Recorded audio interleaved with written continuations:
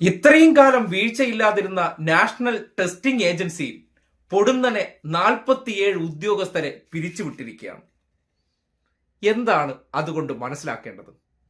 രാജ്യത്ത് നീറ്റ് പരീക്ഷാ ക്രമക്കേട്, CBSE വാല്യുവേഷൻ ക്രമക്കേട് തുടങ്ങി പല ആരോപണങ്ങൾ, ഉന്നത വിദ്യാഭ്യാസ മേഖലയിലെ പരീക്ഷകളിലെ ചോദ്യപേപ്പർ ചോർച്ച എല്ലാവുമായി ബന്ധപ്പെട്ട് ഇത്രയും കാലം ആരോപണങ്ങൾ ഉയർന്നു നിന്നപ്പോൾ കുറ്റക്കാരായിട്ടുള്ളവരെയും അഴിമതിക്കാരെയും സംരക്ഷിച്ച് പിടിച്ചിരുന്നു എന്നല്ലേ ഇപ്പോഴത്തെ ഈ നടപടി കൊണ്ട് മനസ്സിലാക്കേണ്ടത്? ഇന്നലെ അർദ്ധരാത്രി വിശ്വഗുരു വന്ന് ഉറങ്ങാതെ ഇരുന്നുള്ള അല്ലെങ്കിൽ ഉറക്കം കിട്ടാതെയുള്ള ഒരു ലൈവ് വന്നിരുന്നത് എല്ലാവരും കണ്ടിരുന്നല്ലോ.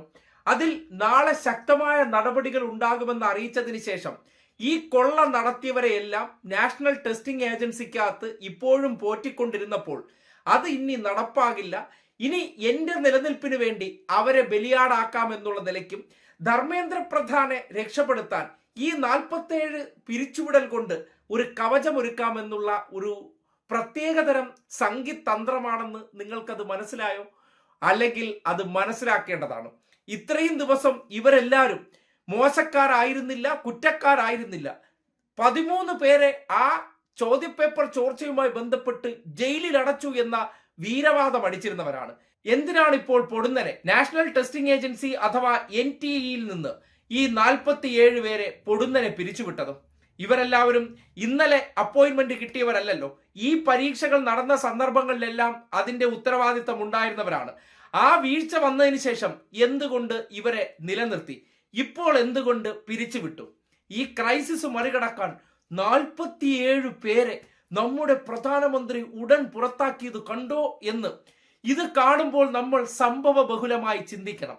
പക്ഷേ സംഘികൾ അത്ര ബുദ്ധിയില്ലാത്തവരല്ല ഈ നാട്ടിലുള്ളത്. കാര്യം ഇത്രയും കാലം ഇവർക്ക് വീഴ്ചയുണ്ടായിരുന്നെങ്കിൽ, നാഷണൽ ടെസ്റ്റിംഗ് ഏജൻസിയുടെ പരീക്ഷാ ക്രമക്കേടിലെല്ലാം ഇവർക്ക് പങ്കുണ്ടായിരുന്നെങ്കിൽ എന്തിന് സംരക്ഷിച്ചു? ആർക്ക് വേണ്ടി സംരക്ഷിച്ചു? ഇപ്പോൾ എന്തുകൊണ്ട് ഇവരെ പിരിച്ചുവിട്ടു? സമരക്കാരും ജീവനക്കാർക്കെതിരെ ഒരു ആരോപണവും ഉന്നയിച്ചില്ല. വിദ്യാഭ്യാസ മന്ത്രി ഉത്തരവാദിത്തം ഏറ്റെടുത്തുകൊണ്ട് രാജിവെക്കണമെന്ന ആവശ്യം ഉന്നയിച്ചപ്പോൾ അത് നടപ്പാക്കാതെ ക്യാബിനറ്റ് കൂടി നാഷണൽ ടെസ്റ്റിംഗ് ഏജൻസി വളരെ ശക്തമായിട്ടുള്ള രീതിയിൽ പുതിയ പ്രവർത്തന ശൈലിയിലേക്ക് മാറാൻ പോകുന്നു, അതിനുവേണ്ടി പുതിയ ബില്ല് പാസാക്കുന്നു എന്നുള്ളൊരു ബിൽഡപ്പ് കൊണ്ടുവന്ന് ആ ബിൽഡപ്പിന്റെ ഭാഗമായി 47 താൽക്കാലിക ജീവനക്കാരെ ഇരയാക്കിക്കൊണ്ട് ആരെയാണ് നിങ്ങൾ സംരക്ഷിക്കാൻ ശ്രമിക്കുന്നത്? ഇമാതിരി കണ്ണിൽ പൊടിയിടൽ നാടകങ്ങളൊക്കെ കഴിഞ്ഞ കുറെ കാലമായിട്ട് ദേശീയ ഗോഡി മീഡിയയെ വെച്ചുകൊണ്ട് നിങ്ങൾ ഒളിച്ചു പിടിച്ചുകൊണ്ട് അഴിമതികളുടെ കൂത്തരങ്ങ് നടത്തുകയായിരുന്നു. ആ അഴിമതികളുടെ കൂത്തരങ്ങിന്റെ ഭാഗമായി 23 കുട്ടികൾ ആത്മഹത്യ ചെയ്യുമ്പോൾ ഇപ്പോൾ നിങ്ങൾക്ക് പൊടുന്നനെ തോന്നി ആ 47 പേരാണ് കുറ്റക്കാരെന്ന്. എന്തുകൊണ്ട് ഇത്രയും കാലം ഇവരെ അറസ്റ്റ് ചെയ്തില്ല, പിരിച്ചുവിട്ടില്ല? അപ്പോ സമരം കൊള്ളേണ്ടടുത്ത് കൊണ്ടപ്പോൾ, പിടിച്ചാൽ നിൽക്കാൻ പറ്റാത്ത അവസ്ഥയിലേക്ക് കാര്യങ്ങൾ വന്നപ്പോൾ എങ്ങനെയും തലയൂരാൻ വേണ്ടിയുള്ള കണ്ണിൽ പൊടിയിടൽ നാടകമാണ്. അതുകൊണ്ടാണ് ഇത്രയും കാലം പൊതിഞ്ഞു പിടിച്ച, അതായത് താൽക്കാലിക ജീവനക്കാരെന്ന് പറഞ്ഞാൽ 916 സംഘികളെ, ഞങ്ങളുടേതായിട്ടുള്ള ആൾക്കാരെ അവിടെ കൊണ്ടുവന്ന് തിരികെ കയറ്റി ഇരുത്തിയിരുന്നതാണ്. അവരെ പിരിച്ചുവിട്ടുകൊണ്ട് ഞങ്ങളിതാ ശക്തമായ നടപടി സ്വീകരിച്ചു എന്ന് പുറംമൂച്ച് കാണിച്ചാൽ അതിൽ ഈ നാട്ടിലെ ജനങ്ങളോ ആ പ്രതിഷേധം നടത്തുന്ന യുവത്വങ്ങളോ വീഴാൻ പോകുന്നില്ല. അവർക്കൊന്നും സംഘി ബുദ്ധിയോ സംഘി ചിന്തയോ അല്ല.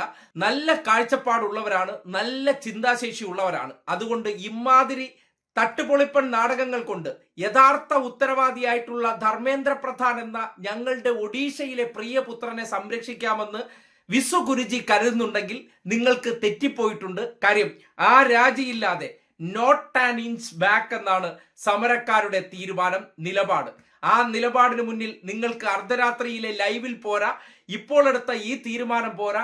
ഏറ്റവും ഒടുവിൽ നിങ്ങൾക്ക് ഒഡീഷ സമ്മാനിച്ചിട്ടുള്ള ആ പ്രധാന സേവകനെ കൈവിടേണ്ട സാഹചര്യം വന്നിരിക്കും.